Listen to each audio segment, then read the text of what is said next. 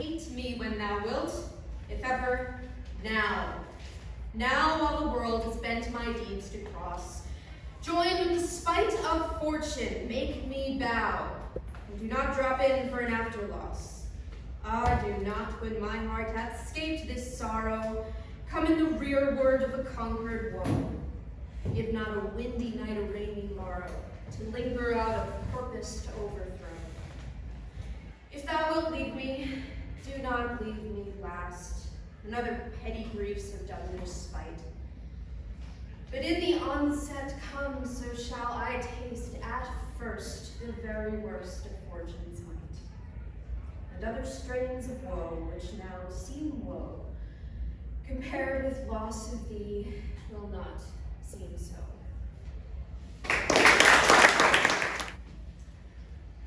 Call me Lana Condor, because I have some letters to all the boys I've loved. The first is the freshest wound. To my stoic, pussy-ass bitch. Hi, it's me. I'm your problem. It's me. Last time you saw me, I was in the driver's seat, holding back tears and lying that I was fine, while you said, let's be friends. I still care. You're not enough to stay. You're not enough to finish. You didn't do anything wrong. You're just not enough. You are a coward. You are my first love. You are an emotional void. You are a pillar of compassion. You made me love you, and I did want to do it. I did want to do it.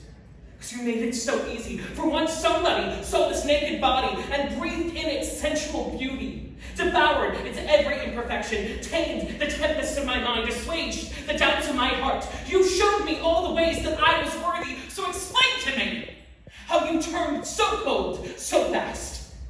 An ice queen without a crown, a lawyer only playing into the logic, all empathy stripped for your verdict. You involved me in every decision you made.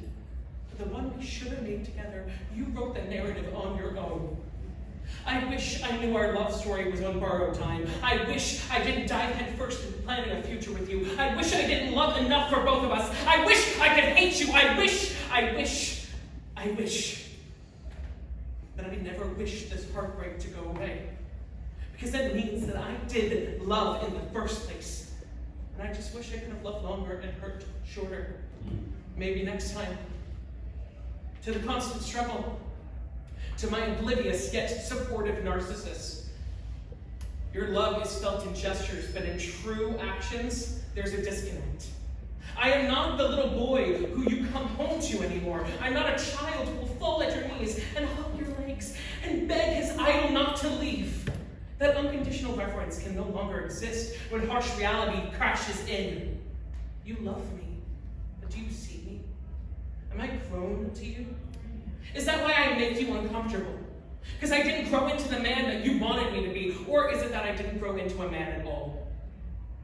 I appreciate how far you've come, but that doesn't forgive the raging hurricanes of intolerance and the deafening riptides of infantilism of before. Because your words had weight, and they were the anchors dragging my heart beneath the waves for so long. Put on a tampon. You're so sensitive. I'm afraid of how hard your life is going to be now. I'm afraid of your health. You'll never be healthy until you lose weight. You'll never be happy until you lose weight. Enough with the non-binary. Boys have P's, girls have V's. That's that. Do you ever think about how the way you dress reflects on us? Why can't you just be normal? These words, out of context, are harsh and unforgiving, yet it is merely a game of intent versus impact. For I'm your pride and joy, aren't I?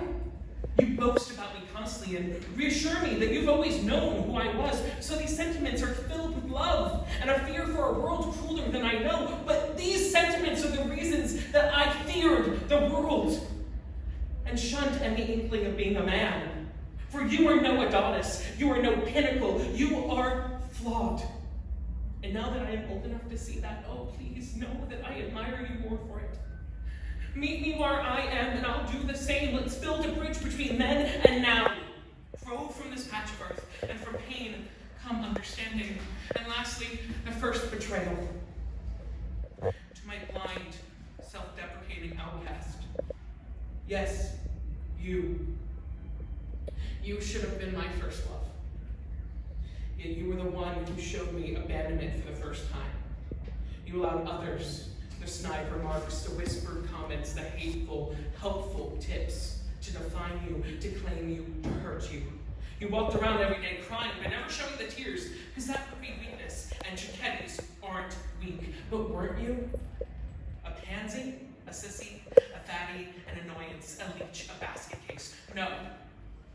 Those who fed you these lies never saw the true scope of who you were and who you will become. But you listened anyway.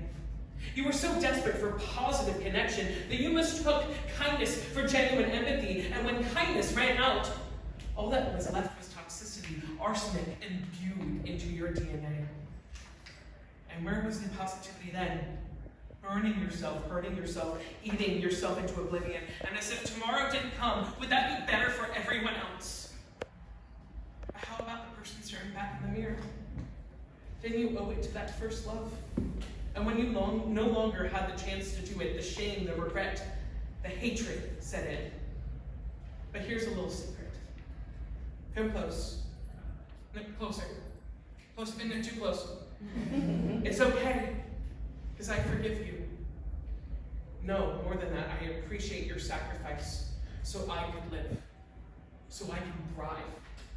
I release you, for I am no longer you.